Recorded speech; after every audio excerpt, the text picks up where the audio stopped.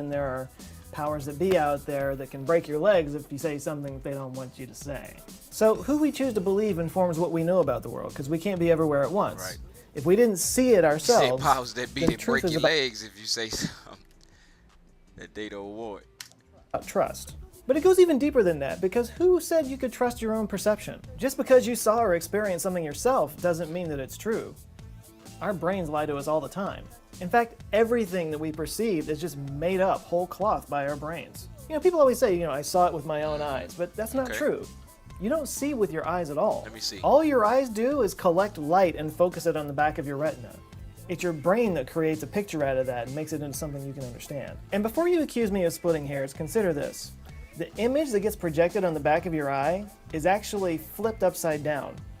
It's your brain that has to flip it vertically so that it makes sense to you. Your eyes literally perceive the world completely opposite of what it actually is. In fact, there are glasses that can actually flip your perception upside down. And studies have shown it only takes a day or two before your brain rewires itself to see normally. In fact, there was this great experiment by Destin over at Smarter Every Day where he found a bicycle that had its handlebars rigged to turn the opposite direction of the wheel, which makes it almost impossible to ride. But he practiced it and he practiced it until he was able to ride it normally, and then he switched over to a normal bike and fell flat on his face because he was used to doing it the other way.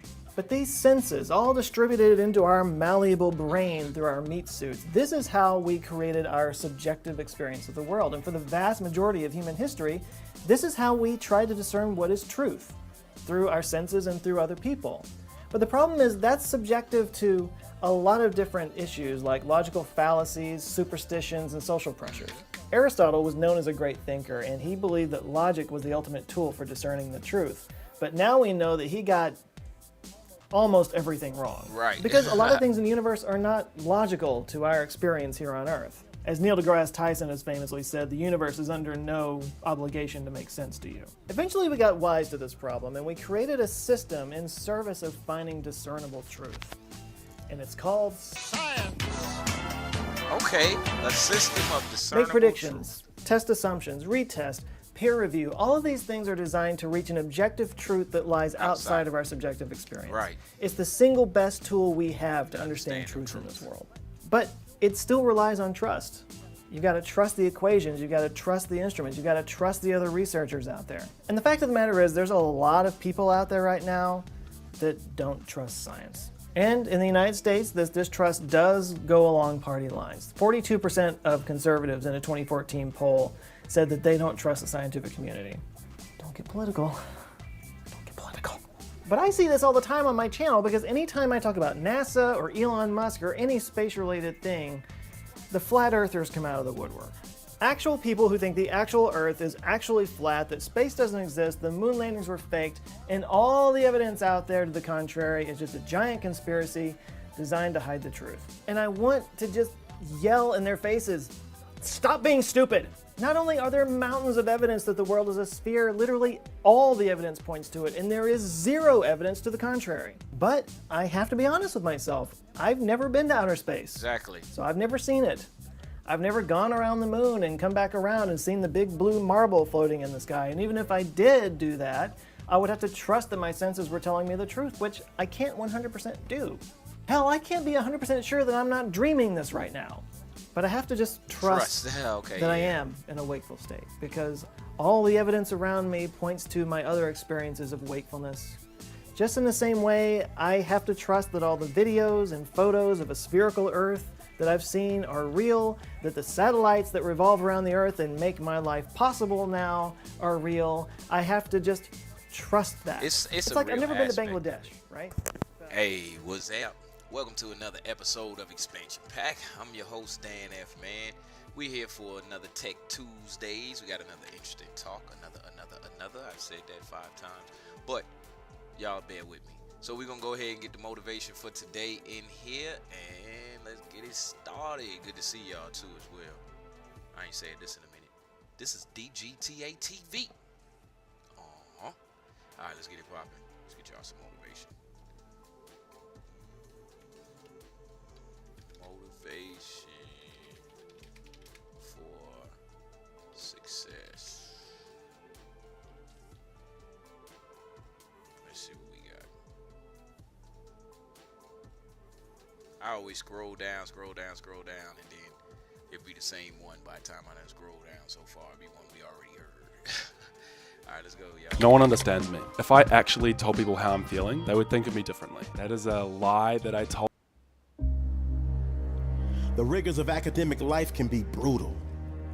Long days of classes, long nights of studying, and low cash flow requires you to be frugal. Projects, case studies, pop quizzes, and final exams will test your morals and your scruples. But you keep pushing and pushing because you know one day all of that hard work and studying will pay off and be fruitful. They didn't know that you had that hustle in you. They didn't know that the beast that you were becoming, they wasn't doing anything but add more fuel to the fire. They didn't understand what it felt like to struggle. They didn't understand that the competition was you. All the haters that went against you, all the people that doubted you, they didn't know who you was becoming. You've seen many others succumb to academic demise and wind up with the wrong letter on their transcript. The dreaded W, which painfully stands for withdrawal. But that's where you draw the line, because you made a vow to choose incline over decline. Fast forward over rewind, redesign over recline, and hard grind over pout and whine. Yes, sir. You made the choice to dig deep within. And thus the only W you will ever get will be the W that stands for win. Because winners like you pick themselves up when they stumble and slip.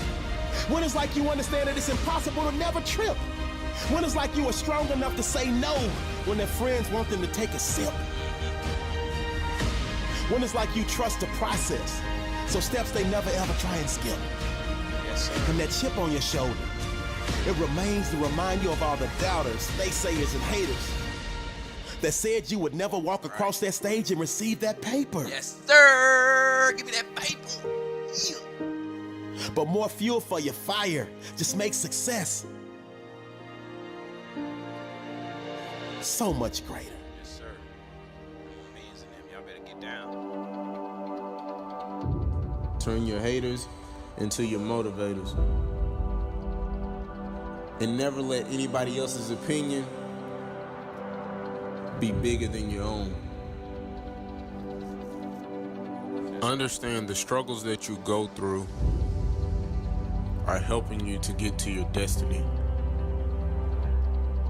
The adversity and hills that you have to run, the mountains that you have to climb, it's taking you to greatness. So I'm telling you, don't run from the adversity. Don't run from the problem. Because if you don't face it, you can become it. That's what it means. It's gonna make you stronger. Yes, sir. It's gonna make you better. Because you're overcoming the sour taste of now to get to the sweet taste of later. Hey, that's my guy. You adjust to all the different personalities of your teachers and professors and enjoy those that are super cool, but stay mentally prepared for those that are stressors. Yes, sir. Blessings seem to find you because the universe conspires to make sure everything falls into place because you've got so much heart, passion, and desire. Your fire keeps burning, but at times it starts to fizzle. But you remember you owe it to your future self, and that gas turns that fizzle into a sizzle. You want to leave a legacy and contribute to the greater good. So for now, it's the uncomfortable, discipline, and sacrifice. Because to cash out in the future means today you gotta pay the price. Yes. So that means when your putting it friends down ask, for can you go? Your heart wants to say yes, but your willpower says no. Because Mr. Jones Thermochemistry 3202 ain't no joke. And so you gotta be locked in and stay woke. Yes, sir. Because he's all about this one was business good. and doesn't give any rope. Right. So if you miss any assignments or fail any tests, you have very little hope of passing his class. But you will pass his class, and you will pass it with flying colors. Because you, my friend, are an academic hustler. Yes, And thus you sir. put in the I'm time, studying. the effort, I'm and studying today like. all the right questions to make sure all of your bases are covered. The vultures will hate. You tried to give them vision, but they never put on the right frames. And thus their sight was blurry, and their grade reflected it. And now they want to throw shade at you, but your shield deflected it. You tell them winning in progress over here, so please eliminate the negative vibe. It's time to remove them from your circle and find yourself a positive tribe. Right? Hey. Because misery loves company. Man's on fire. But that misery cannot have any of your companionship. Because everybody on your team is working as a unit to come back and win the championship. You owe it to your future self to make money moves in and out of the classroom. Because time waits for no one. And whether you succeed or fail, it will pass soon. Walk with character and integrity, so your reflection in the mirror is who you want to see. Your future self is counting on your current self to set the tone and make sure your future is not only bright, but powerful and strong for mediocrity. Your future self is counting on your current self to never take shortcuts and never lack integrity, because a day will come for you to walk with character and have clarity. Greatness is your destiny, but at times you must reboot your mental computer, because every step you take today will directly affect your future. This is a great day to win. Let's go, y'all. Hey, I don't know, that was spoken by Freddie Free and Logan Taylor. Hey, y'all go ahead and get yourself ready for this day out here. I'm motivated. I gotta go study later, so I ain't tripping on it. I'm ready. I got all the juice, the gas, the fuel, all that I need from that. All right, I hope y'all did too. So today we talking Industrial Revolution, and I ain't talking about Industrial Revolution like 1700, 1900, 1800. I'm talking about now. Modern Industrial Revolution. Hope y'all know what y'all getting into. Alright. No.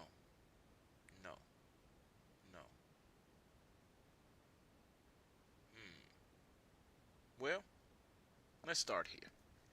With Geico Motorcycle Insurance, you have access to specialists who know your bike like you do, so nothing can...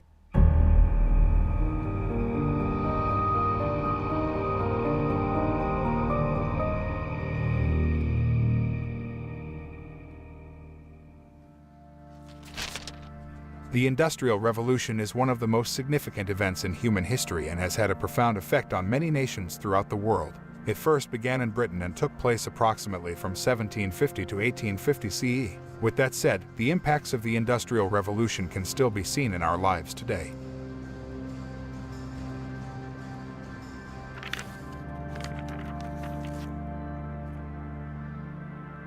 Historians have identified several prominent impacts due to the Industrial Revolution, such as the growth of socialist and labor movements, the emergence of feminism, urbanization, and the development of new inventions and technologies.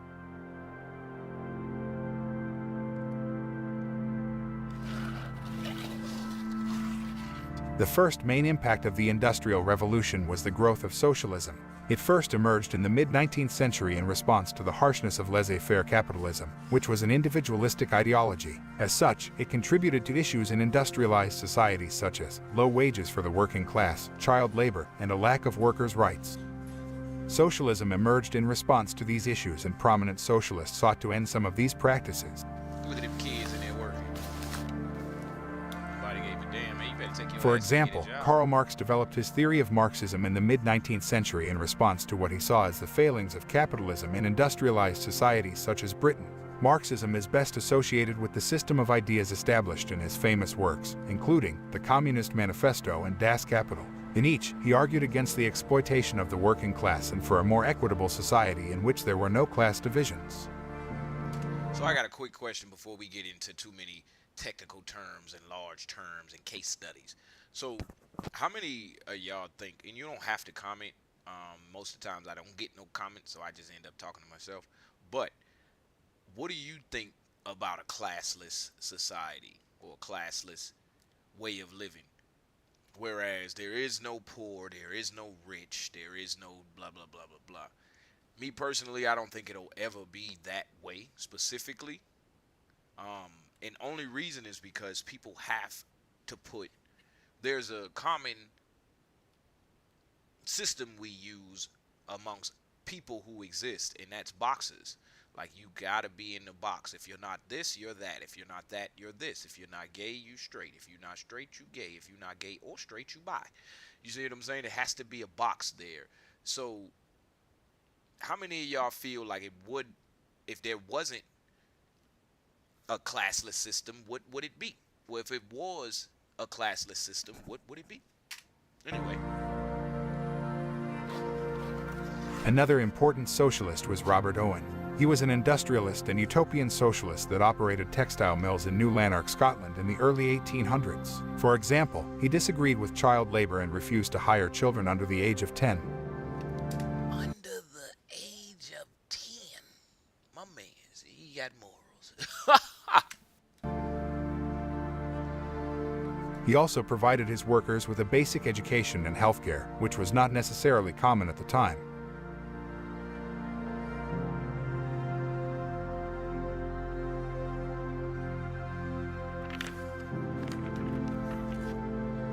As such, socialism had a profound impact on modern societies. In fact, throughout the 19th and 20th centuries, socialist ideologies transformed laissez-faire capitalistic societies into mixed economies. Today, most modern democracies include elements from both sides of the economic spectrum.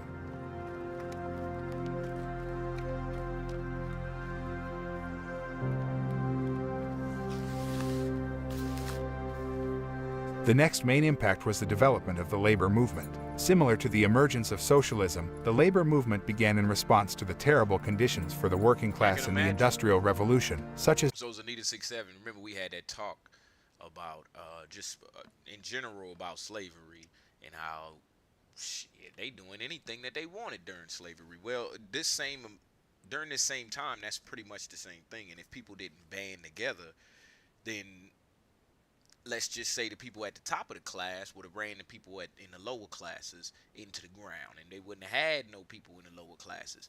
So to be honest with you, my man's wasn't given basic education and all of this stuff because he was just this nice person. He was doing it to keep his people that he needed to work them things that was making his life so comfortable. Dangerous work, long hours, and poor pay.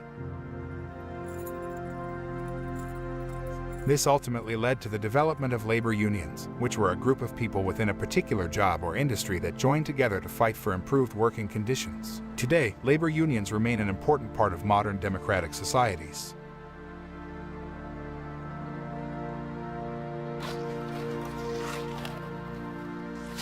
The third impact of the Industrial Revolution was the establishment of early feminist movements. In general, feminism is the fight for equality between men and women in society. Women played an important role during the period of industrialization, but were not valued the same as men in the workplace, and were therefore often paid much less. The early feminist movements that emerged out of this time period caused women to organize and protest for more equality in society. One of the first things that women began to fight for was the right to vote. I always had this thing being said to me about women, and it blows my mind. So, if there's a person out there that would treat their own mama like trash, best believe he gonna treat you and your mama like trash. So women, when they fight for these rights, who are they fighting against? Is it some random man out there? No. It's their own daddies, granddaddies, brothers, all of the uncles, all of the aboves telling them, hey, dog, y'all ain't coming over here messing us up. And that always make me be like, So what I'm saying right now, and the point I'm trying to make out of this little point of stopping the video is the Industrial Revolution. Look how much stuff that's still happening that we call normal was just starting then, and it was not normal. Yeah, and they sons. Another impact of the fighting against they Industrial son's Revolution own son to get a little privilege. I made you. was its contribution to urbanization. In fact, industrial cities and towns grew dramatically due to the migration of farmers and their families who were looking for work in the newly developed factories and mines. This trend continues to this day on a global scale as people move to cities in search of work.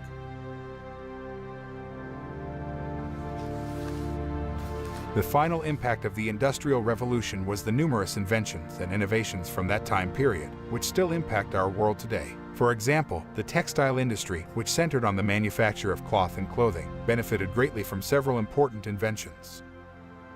Throughout the 1700s, inventors such as Richard Arkwright, Lee Whitney, James Hargreaves, John Kay, and Edmund Cartwright developed machines and techniques that helped improve production, especially in terms of the textile industry. For example, Edmund Cartwright developed the power loom, which transformed the textile industry by speeding up production and automating the weaving process. Without these inventions, our society would lack the current convenience and efficiency that we enjoy today across all types of industries. All right, now, I didn't want to touch on nothing in the 1800s and all of that, but it's relevant. So, but look at everything that they discussed in that video that is still going on today, but is regulated only because it was getting out of hand when it first started. And you can kind of say it's still out of hand, but anyway. Now, let's see something real quick. Silicon Valley.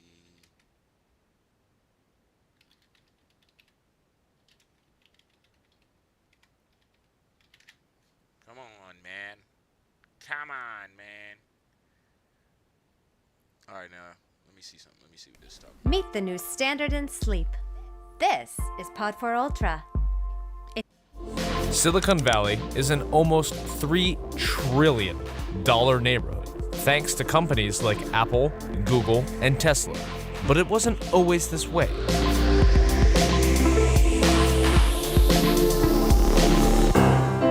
In the late 1800s, San Francisco's port helped make it a hub of the early telegraph and radio industries. In 1909, San Jose became the home of one of the country's first radio stations. In 1933, the Navy purchased Moffett Field to dock and maintain the USS Macon. This made Moffett Field a major hub for the early days of the aerospace industry. Many scientists and researchers all found work in the area. In 1939, the Ames Research Center was founded in the area, and it became home to the world's largest wind tunnel in 1949. Also in 1939, William Hewlett and David Packard founded Hewlett-Packard in Palo Alto, which originally made oscillators. Then, during World War II, Hewlett-Packard made radar and artillery technology. At this point, computers were about the size of a room. In the 1940s, William Shockley co-invented the transistor. So the transistor changed everything. I just want y'all to know that. Trayshawn 2393, appreciate you for stopping through. You already know that my guy right there. Yes, sir. Yeah, so I don't want to bore none of y'all with this information. So if you're bored, I'm sorry, but this is the information we need right here, because what we going through right now, this 30-something years of my life, however many years of y'all life, all of what we watching right now has been going on your entire life and before. And so it's good to know where you fit in all of this and what piece of knowledge or what piece of information or what you can bring to the table, because we all living in this room or this world, and we can't just sit around. You sit around and be a part of the workforce, well, you're going to get taken advantage of. So you're going to need a group of people to speak on your behalf. If you don't get involved in that group that speaks on your behalf, then it's all just going to be one big mess. So this information is the stuff that we need. We can get in the mix, y'all, and we can make our existence, not just theirs. You know, you say they. Nah, preach, brother. We can't be bored learning. Hey, that's my man. Look at my man. Yes, sir. I'm gonna put that work in. Transistor while at Bell Labs. The transistor is now known as the computer processor. Yeah. You see this right here? This is what we get into right here, the computer processor. This is the latest form of our industrial revolution, and that's what we're getting into with today's talk. So y'all just keep paying attention. The transistor changed everything. In 1956, Shockley left Bell and founded his own company, Shockley Semiconductor Labs. It was the first company to make transistors out of silicon and not germanium. The company was founded in Mountain View, California, so Shockley could be closer to his sick mother. Shockley's company employed many recent graduates from Stanford. In 1957, 8 Shockley employees grew tired of his demeanor and left the company. Shockley called this group the Traitorous Eight. They partnered with Sherman Fairchild to create Fairchild Semiconductor. In the early 1960s, Fairchild helped make computer components for the Apollo program. Later in the decade, many of the Traitorous Eight around the time that my mama was born, and I was about to be on the earth 20 years later. left Fairchild, including Gordon Moore and Robert Noyce, who in 1968 founded their own company in Santa Clara called Intel. Soon after, it's amazing how so many companies that are household words today started so long ago, i.e. Hewlett-Packard and even Apple. Yeah, and I want to blow your mind like how my mind is blown with this information. They started with simple pieces of information, like, for example, how electricity flows, works, and how it can be harnessed. That's it. They started with that. All right, well, we see lightning, and we don't know what that is. We're going to investigate. Get a lightning rod. Well, man, this thing does this and this and this and this, and so on and so forth till today. And that's how they were able to grow from these small, just little bit of resources into the largest, what they said, largest neighborhood in America. And which is not just a neighborhood, it's where we're getting all of our technology from and our tech know-how. Other ex-Fairchild employees and traders, Intel, AMD, Teledyne members helped found AMD and venture fund Kleiner Perkins. In 1969, the Stanford Research Institute became one of the 4 nodes of ARPANET, a government research project that would go on to become the Internet. In 1970, Xerox opened up PARC Lab in Palo Alto. PARC invented early computing tech, including Ethernet computing and the graphical user interface. In 1971, journalist Don Hoefler titled a 3-part report on the semiconductor industry, Silicon Valley, USA. The name stuck. In the 1970s, companies like Atari, Apple, and Oracle were all founded in the area. In the 1980s, Silicon Valley became the widely accepted center of the computer industry. eBay, Yahoo, PayPal, and Google are just some of the companies founded in the area in the 1990s, with Facebook, Twitter, Uber, and Tesla joining them the following decade. Let me see. Think about this also. Many black people were in on this, but patents were hard for them to acquire. Now, I will say this. We ain't never left, and to be honest with you, all of the tech comes from, if you know this, you know this. If you don't, you don't. All of the tech comes reversed engineered from anatomy. If you look at the anatomy of anything on the planet, anything, there's a electrical network behind it, behind existence in general. And so all that was done was people took a good look, a good observation of anatomy, of many different things. That's why they study animals like that, and reverse engineered it into what we call technology. And the tech that we're using is literally reverse engineered life. Like we've lived, we've thought, and we reversed engineered it all and put it out as TV screens, computers, cars, and things of the like. The growth of the tech industry in the area continues to this day. So let me show y'all something else. History of the transistor. Show y'all this. Because before this, keep all your passwords none of this stuff existed. safe. None of this stuff existed before the transistor. Use Chrome to save. If I were to ask you what the most important advancement humankind has ever made, what would you say? Many would make the case for fire. Our species was in an evolutionary rut until we harnessed its power. It gave us the warmth to survive harsh winters. Its light extended our day, its destructive powers gave us a weapon against predators, and it allowed us to cook our food, which allowed our brains to grow. Our discovery of fire transformed not only our technologies, but our culture and our way of life. But I would argue that we are currently living in a time of equal or even greater change. We are living in a time of incredible growth, one that has already started to transform the way we live our lives. The age of information. With 40% of the world's population currently connected to the internet, the human race is more intertwined than ever before. But what led to this amazing tool? What single invention gave rise to our smartphone-equipped generation? The transistor. The transistor is information itself. Even this video is just a series of ones and zeros beaming across the planet to be interpreted by the processors in your computers. Without the transistor, I wouldn't have access to the wealth of information online to do my research, I wouldn't be able to use my animation software to make these videos, and I certainly wouldn't be able to share it here for the world to see. The transistor is so simple, but it is the foundation of all our modern computers. To understand its impact, we need to understand the history and science behind it. Before the transistor existed, we used vacuum tubes, which are these bulky evacuated glass bulbs. The triode vacuum tube consisted of 3 parts, the cathode, grid, and anode. A current is passed through the cathode and it begins to heat up, causing it to release electrons. As gases have been removed from the tube, the electrons have very little resistance to their movement, and they are attracted to the positively charged anode. This completes the circuit, and a current flows. But we can manipulate this flow of electrons in many useful ways with the grid. For example, we can use it as a switch.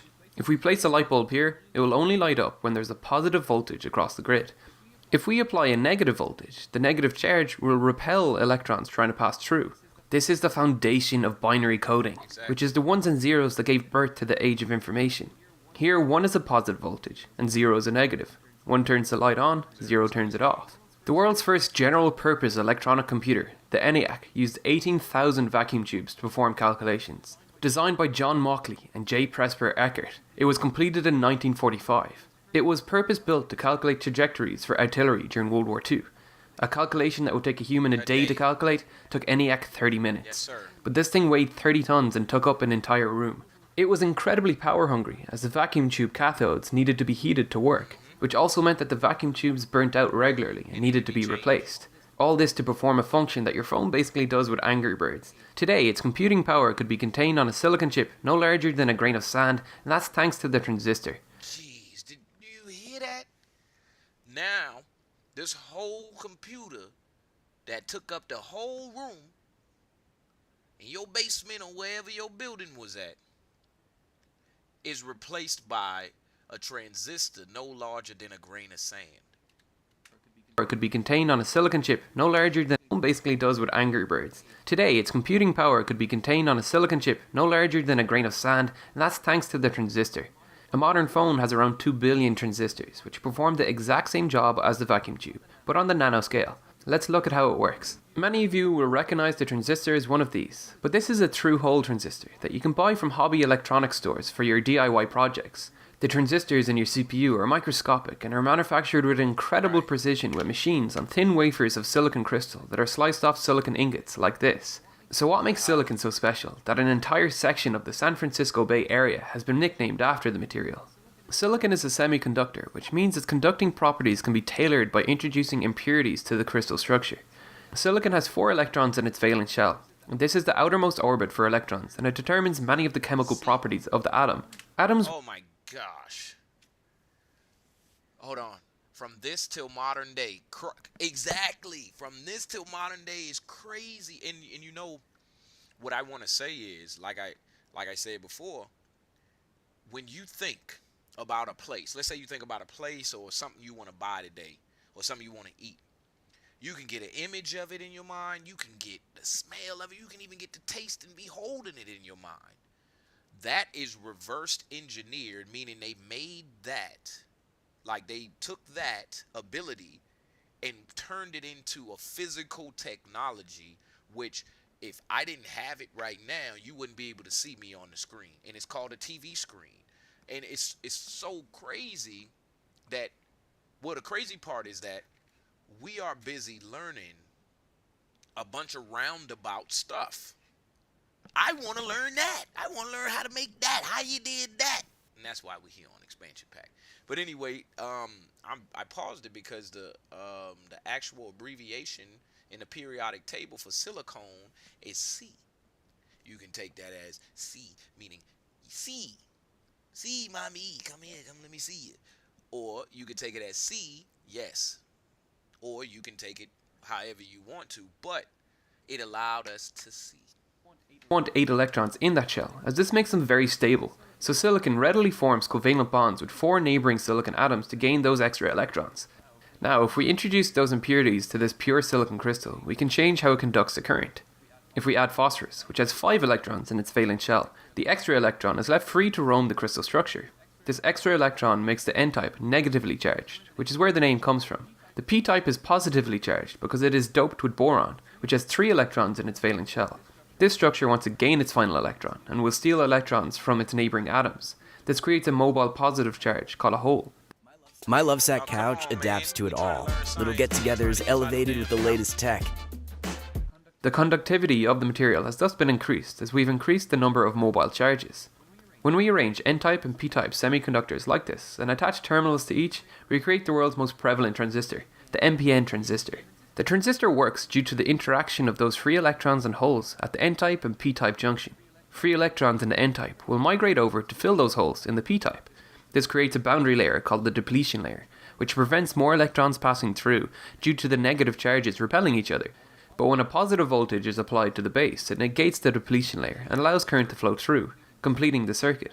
As you can see, this is very similar to the function of the vacuum tube. So how exactly does this allow computers to perform all these complex functions that we see today? Let's look at a very basic example. Let's add 2 numbers together. First, we need to learn how numbers are represented in binary. That's the 1s and 0s that are used to store data. All right, y'all, pay attention to this part. Is this going to teach you how your computer, phone, anything that's digital and electronic is working. This is the number 15, which is the largest number you can represent with 4 bits. The first bit represents 1, the next 2, then 4, and finally 8. Added up, that equals 15. This pattern continues, with each successive bit representing double the previous, so we can add an additional bit if we want to count up to 31. Let's add 5 and 6 together. To do this, we want a circuit that will hold a 1 in this position when either are 1, and carry the 1 forward when both are 1. As you can see, this will give us the number 11. The simplest circuit that can do this is a half adder, which contains 2 types of logic gates. These are devices They lost me. that can modify the binary code. They are built using transistors. The first is the XOR logic gate, which gives a 1 only when one of the inputs is 1. If both are 0 or 1, it gives a 0. The second logic gate is an AND gate, which gives a 0 for everything except when both inputs are 1. If we wire these logic gates like this, we create a half adder, which gives 2 outputs, our sum and our carry. This allows us to add our binary number 1 bit at a time. A more complicated circuit is needed to perform the calculation in one step. Modern computers can perform millions of these calculations per second, and they're still getting faster. The co-founder of Intel, Gordon E. Moore, noticed a trend in 1965 that the density of transistors on integrated circuits doubles every 2 years. That trend has held until very recently, but it is starting to slow down. One of the reasons for this is the less well-known of Moore's predictions, Moore's second law, or Rock's law, which states that the cost of manufacturing these devices will double every 4 years. Intel made an announcement last year that the rate of advancement was slowing for these reasons. It's getting more and more difficult for chip manufacturers to shrink their product while maintaining profit. Another problem that transistors are facing is quantum tunneling. As these transistors get smaller, so do the barriers between different sections. The barriers between each section of the transistor are getting so thin that electrons can pass right through them. With no definitive successor to the silicon transistor lined up, this incredible period of growth over the last 50 years could plateau in the near future. Some want to harness quantum mechanics to perform calculations faster than any transistor ever could. Others want to decentralize computing power and create the so-called Internet of Things. Intel have said themselves that they plan to shift their focus from increases in speed to decreases in power consumption. One thing is for sure, the computer industry will have to redefine itself in the near future. So, in conclusion, let me switch over to my chilling scene real quick, because I want to talk about that, because that's where we was taking it. So, cut this music down. So, when I started to think about, they started with fire. We started with fire, and they was talking about how, you know, man must have thought of it as the greatest thing ever. All right. When I think about fire, I think about electricity in the sense of fire is not like what you have in front of you right now. Like, you don't have no fire, and when you need fire, you pull it out, you use it, and you put it away because you know of its power. Well, electricity is the same thing. Well, let me before I go on to that, fire animates things as well, in the sense that if I light this on fire, you're gonna see motion there and change there that you didn't see before without the fire. As in, if I light a piece of paper on fire, it's gonna burn up. Whereas if it was just blowing in the wind, it's not gonna do anything. It's not gonna change physically at all. Electricity is the same way to me. When you put electricity into this controller, I can do things. I can control things that is not visible to the naked eye, but it's still happening.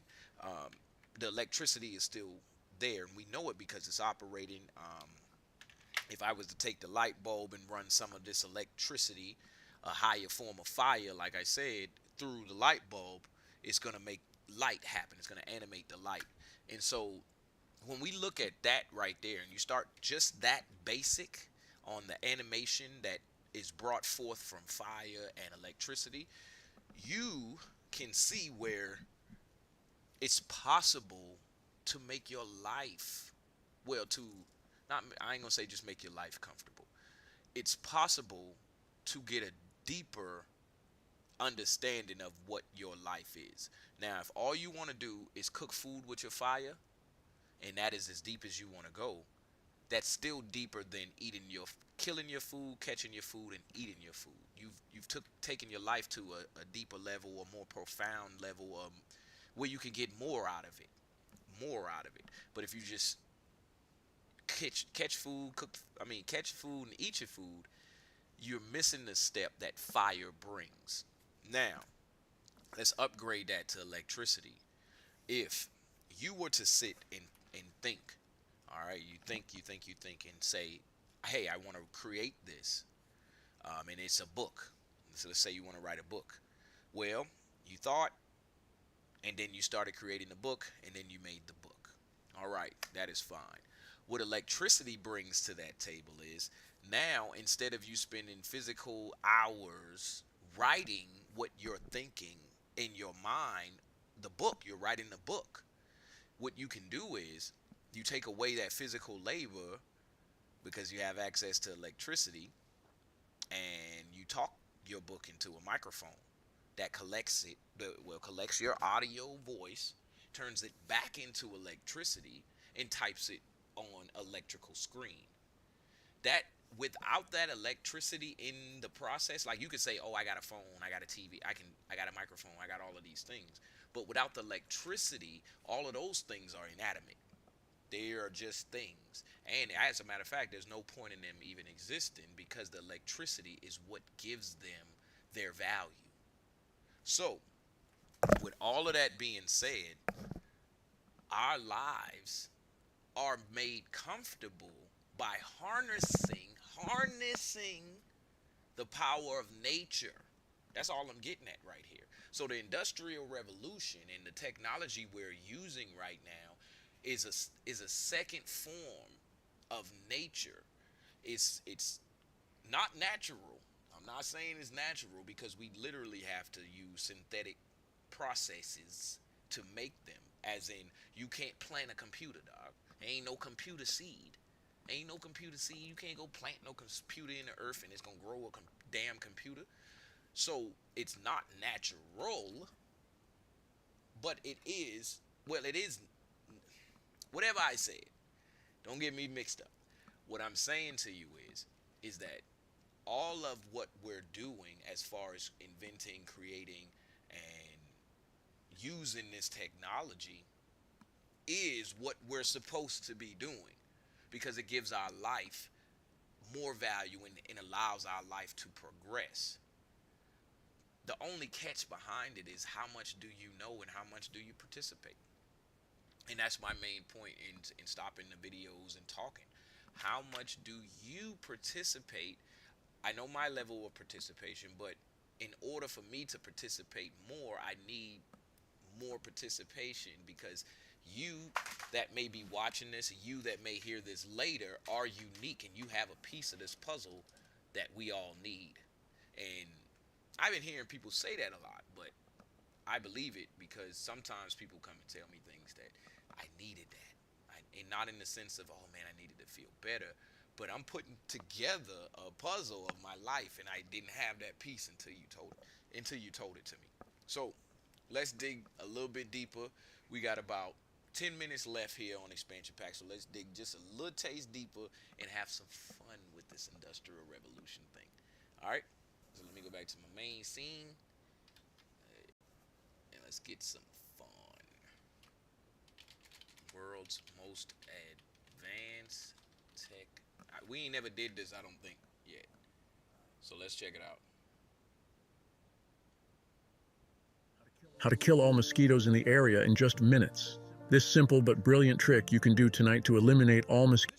This year's tech unveils are redefining what's possible, blending creativity and innovation to transform the way we live, work, and play. Get ready to explore gadgets that feel like they've stepped straight out of the future.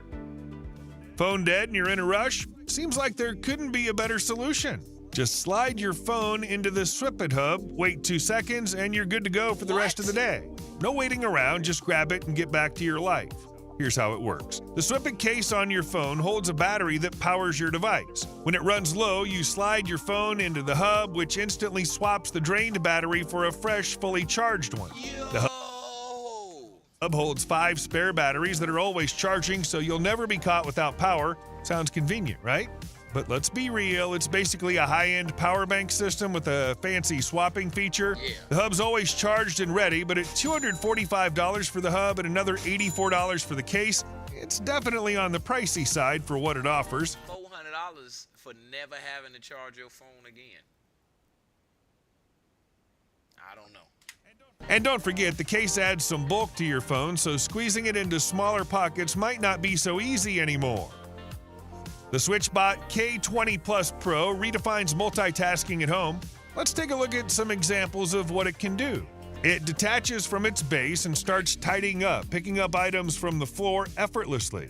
Next, it delivers water to someone working at their desk, showcasing its handy delivery skills. Need to cool down? Its fan module moves air exactly where you want it. Equipped with a camera, it monitors your home, spots open doors, and sends alerts to your phone for added security.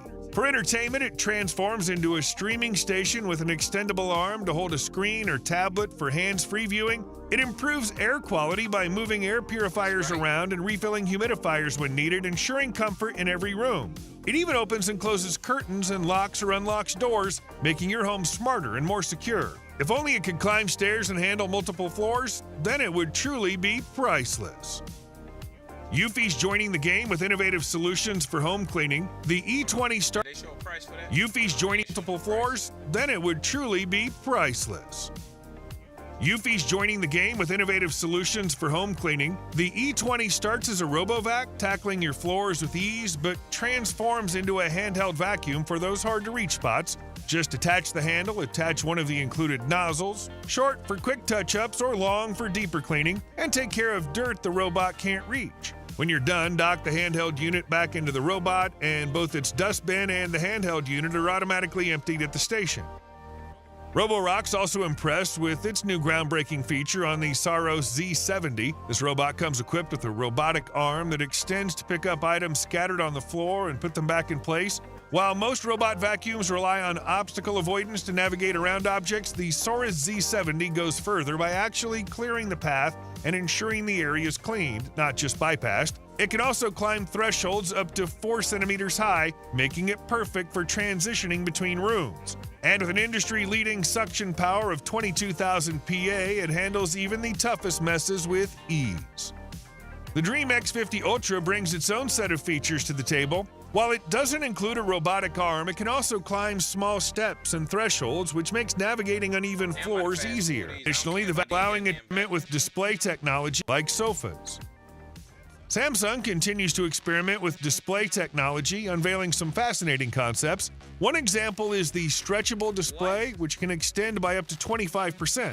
A demonstration showed it lying flat and then rising up to create a detailed 3D effect, such as a volcano seemingly erupting right off the screen. Another scenario involved an underwater scene where a shark appeared to leap toward the viewer. While visually stunning, it's still unclear how such displays will be used beyond showcasing dramatic visuals. Samsung also introduced the slidable Flex Duet, which stretches from 8.1 to 12.4 inches. Its format suggests it could work as a compact gaming console or another portable device.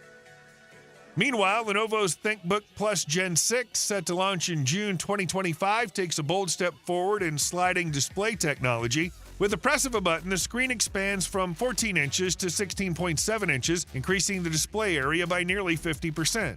Lenovo, You said that tablet was wild. Yeah, I know, right? is marketing this Hey, I ain't got no words, man. feature as a game changer for professionals, promoting it as ideal for tasks like document review, coding, project management, and content creation. Now, the coding, yes.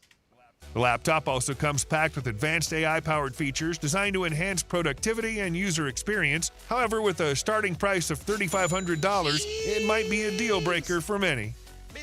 At CES, a smart glasses caught attention with their sleek design and innovative features. The secret lies in a tiny 3.6mm optical module embedded in the Now, I need this. This is what I need.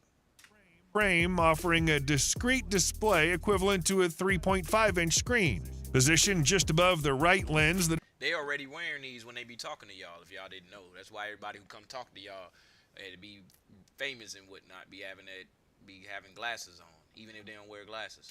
Display doesn't obstruct your view and provides a variety of useful functions. You can access real-time AI translations in over 40 languages, perfect for travel or international meetings. There's a teleprompter mode, ideal for public speaking or presentations, along with notifications, notes, and even turn-by-turn navigation to keep you on track. The glasses also come with built-in speakers and a microphone, a 12-hour battery life, and adjustable settings to match your eye prescription, ensuring a comfortable and personalized experience.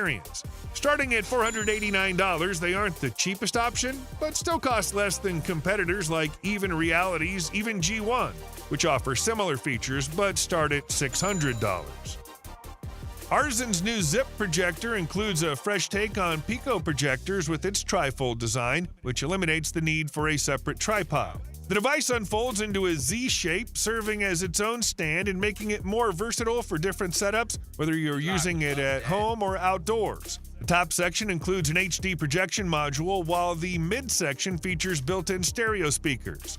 The base serves as both a stand and a housing for the battery, which offers up to 1.5 hours of runtime per charge.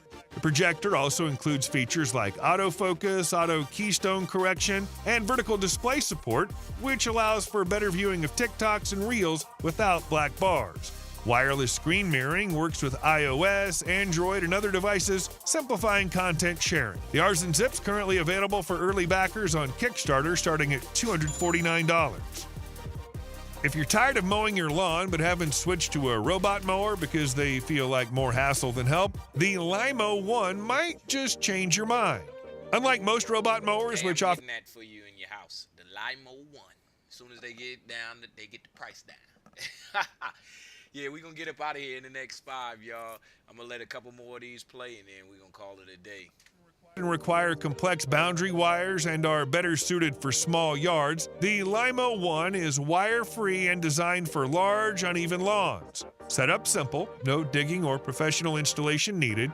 What makes it stand out is its ability to handle tougher jobs. It doesn't just trim grass, it mulches leaves, pine cones, and other debris, meaning less cleanup for you. Its advanced navigation technology creates a precise map of your yard and expertly avoids obstacles, so you don't have to worry about babysitting it while it works. Plus, it's built to perform in both wet and dry However much the price is, I'm babysitting that mug as it were. Conditions, making it reliable no matter the weather. Stern Pinball has brought the magic of Dungeons & Dragons to arcades with their newest table, the Tyrant's Eye. Imagine a pinball game where you pick a character like a wizard or warrior and level them up as you play. The game takes you into a fantasy world where you complete quests, battle dragons, and stop an evil queen from rising. And to make it feel like a real D&D adventure, there's even a narrator guiding the action. The table itself is packed with cool features, a cube that traps your ball for multi-ball action, a shop to buy power-ups, and a dragon boss that you can attack or shield yourself from during play. What's even better, you can save your progress so every game builds on the last.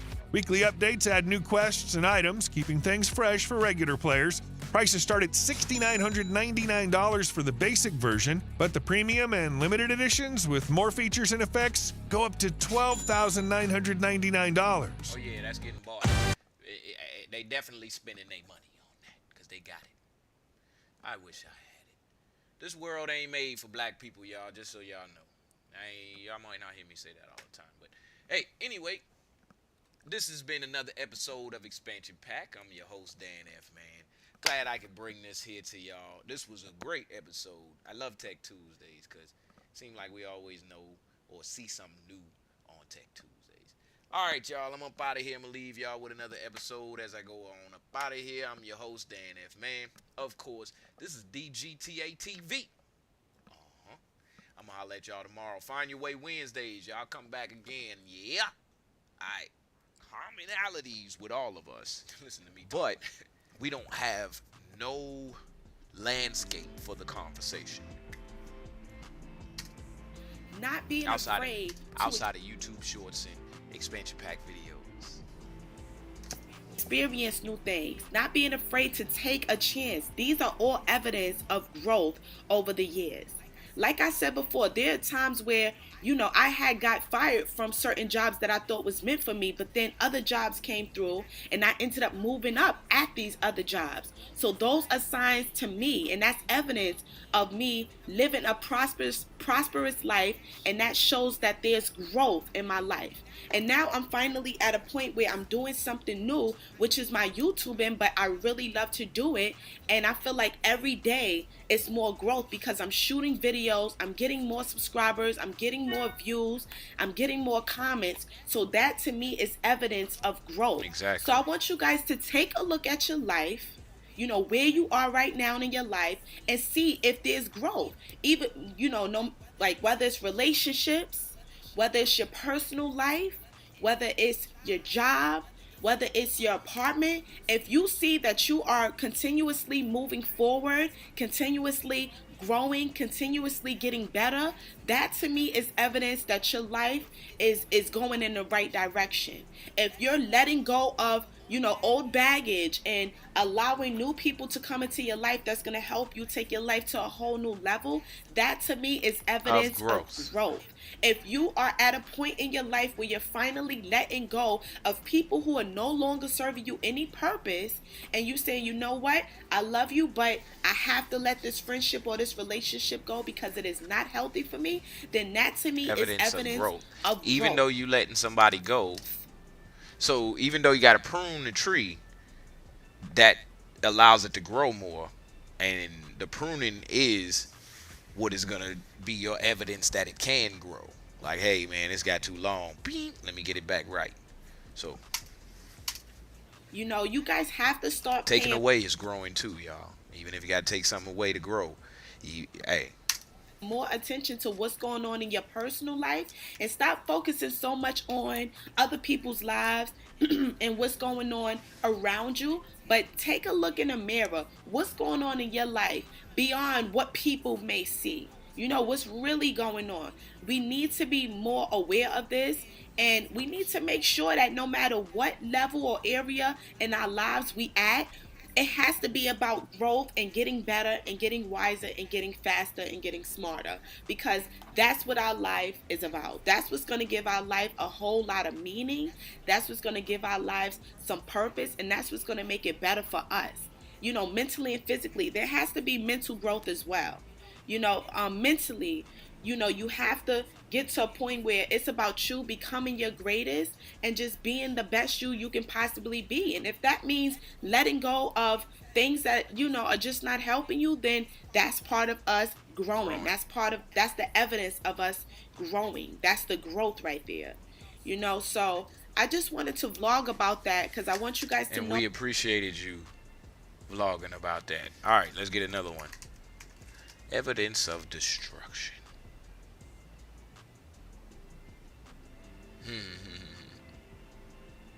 Let's see. Okay, hold on. What is the opposite of growth? Does it have an opposite? Let's watch these two videos and see. What is the opposite of flexible? If you've ever wondered what the opposite of flexible is, you're not